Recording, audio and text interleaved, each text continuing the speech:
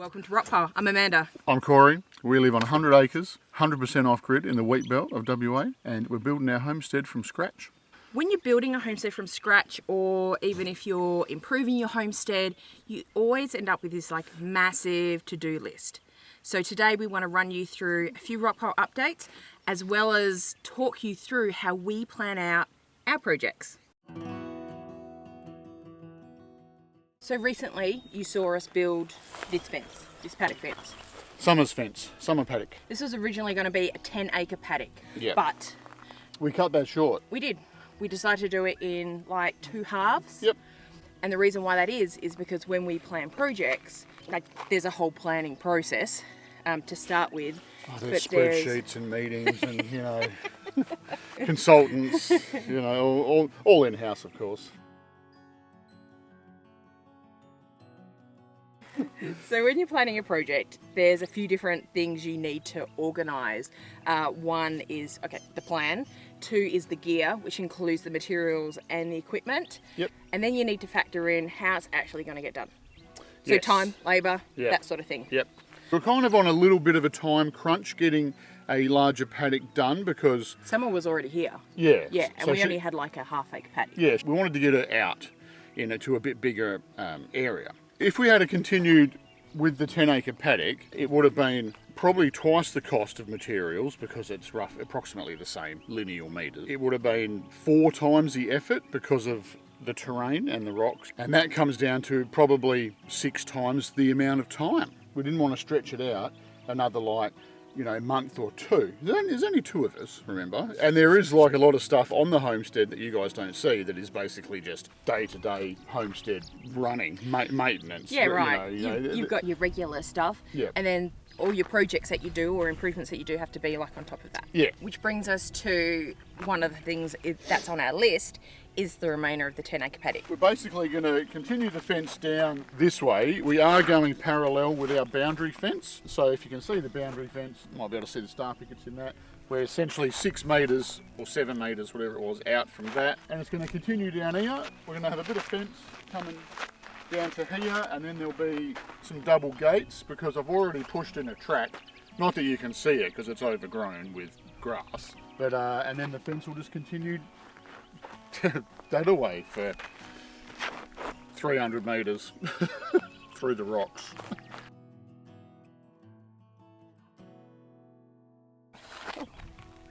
The Aussie wave. You bring the flies with you. So that's another aspect of when you're planning out things that are on your list. We've actually missed the window to get this bit of fencing done before summer. One summer is a horrid season around here to work outside in. Two, the ground it's got a bit of clay content, so it goes rock hard. Much easier to drive in star pickets in winter time. In winter time. Yeah. Also, there's the fire risk. Yes. As you can see behind us, it's one flash and your ash type thing. Yes. So there's no welding, there's no grinding, there's no anything that can be a risk of a spark. Even just driving the little buggy around, like the Polaris around, you just got to be careful because hot exhausts, dry grass, there's a lot of things to think about when it comes fire season. So summer's a limiting factor for us with the type of jobs we can do. Yep. And that's another thing that we consider when we're putting all our different jobs in order. Yeah.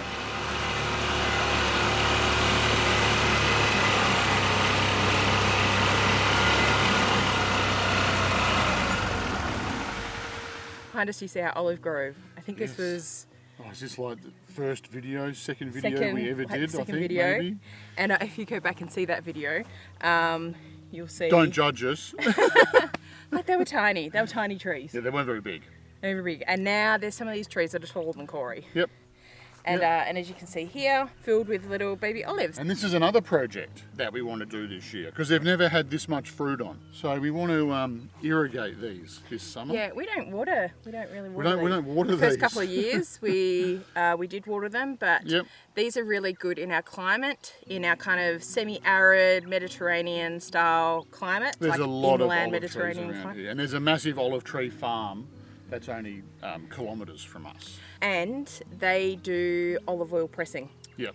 So, but you need a minimum amount of olives. I think it's like 300 kilos maybe, I'm Yeah. not sure, but you take your own olives there and they will press it into oil for you. One of our goals with this olive orchard, because I don't eat olives, Corey doesn't mind olives, but these olives. are like kind of mixed, like dual purpose olives, so they'll be good for oil and for eating. Yeah. So, but one of the reasons was to get oil, to get olive oil, to have Yes. our own source of olive oil. Because that's quite an expensive commodity from It the is shop. now. You know, like, It is now. We want to be able to maximise this crop. So onto the list we have an irrigation system, but we want it to be fairly passive. So we're looking at a kind of gravity-fed drip irrigation. Gravity-fed drippers. Yep. We'll probably use, our water tank is just over there because that's where our shed is. So when the water tank overflows, That is filled up by the bore, by the way. So we fill up the tank and then we plan for overflow that will then irrigate by gravity, drip feed these trees. And we're actually going to utilise some irrigation pipe we already have. We've got a whole container, a whole IBC, like cut in half, full of polypipe that we can reutilise for here. So don't chuck stuff out like that. Because, you know, it's probably going to be... Just in case you hadn't heard Corey say that before. $150 worth of polypipe and fittings that you don't have to buy. Yeah. This is a bit of a matter of urgency. There is a priority. It's kind of working its way up the list. Our list changes basically from almost week to week. We've just got out of the sun. Yeah. It's warming up these days around here. All right, so priorities. When you're prioritising your projects, one thing we look at is this balance of urgency and importance. So urgency is, do you have a deadline? Like summer calving, summer coming on, so trees need irrigation. The weather summer. Chickens running out of room in the coop, they need a bigger one. So these are kind of matters of urgency, but you're also balancing that with importance. That's right. Which is around what sort of impact is this going to make on your homestead? Is it going to make a big impact in your day-to-day life, or is it something that is it just can maybe be wait till like next season? Like a minimal change that is kind of a little bit irrelevant at the time. Yeah. You know? When it comes to impact and importance, you might want to look at how long it takes you to do a project. So for example, if like this irrigation project for the olive trees was like a multi-week thing, it might not make the cut this season before summer comes. That's right. But this, we're probably looking at like a day, an afternoon, and a few bits and pieces. Because we're just laying the pipe on top of the ground. Yeah. We'll come in and give it a final mow and whippersnip, lay the pipe on top of the ground. We're not expecting too much more growth, like from now on through into summer, the weather summer, not cow summer, right? So she's still got growing to do. She got like a belly like this, but so that's a pretty, just lay the pipe out, put the drippers in, pretty easy sort of thing for that. But the benefit will be potentially, big fly. Potentially the benefit will be like a good haul of olives. You know? So when you're considering projects, think about what's the impact on your homestead for the amount of effort you're going to put in to that project. Right, definitely. And that helps you kind of prioritise as well. Yep, you're right on that. Thank you. When we're talking about project priorities, there's also the element of efficiency and how to maximise efficiencies across multiple projects.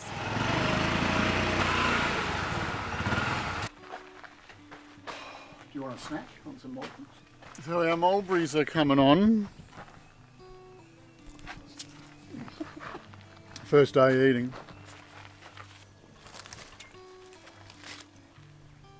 Sorry, I'm snacking on mulberries. When you eat your mulberries, are you the person that eats the stem and all, or do you take the fruit off the stem and discard the stem? I leave the stem. I eat the stem. All right, so we're under our little carport roof here. This is like, I'm just going to use the word game changer for us because it's such a beautiful area. It's given us shade Got mulberry on his Got teeth. mulberry on my teeth. On your fangs. So, as you were. Is that better? Yeah. This is a good example of impact. Yes. So this is a project we prioritise because it's going to make a big impact on our summer living, on our summer working, having this extra undercover shaded space. Yeah. Even though as part of this project behind Corey there, coming off the side of the shed, I think we mentioned in the other video, we're planning an additional annex off that. Yeah. And that is a lean-to roof. Yeah, so that's less like a workshop space and more a space where we can like store like More so, equipment, ladders, yeah. like all that More sort so of stuff. come winter, so we've got kind of stuff that's Yep. out of the rain, out of the elements, you know, because we're a bit limited for roof space, and that comes down to buying a vacant block and trying to build infrastructure, right? Yep. Not a priority, but before next winter, it'll be a priority.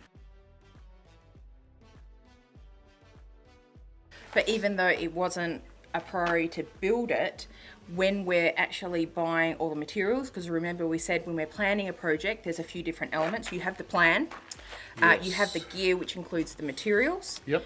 And the equipment to do the job. Yep. And then you have actually doing the job, the labour. That materials and equipment part is something that you need to plan well in advance.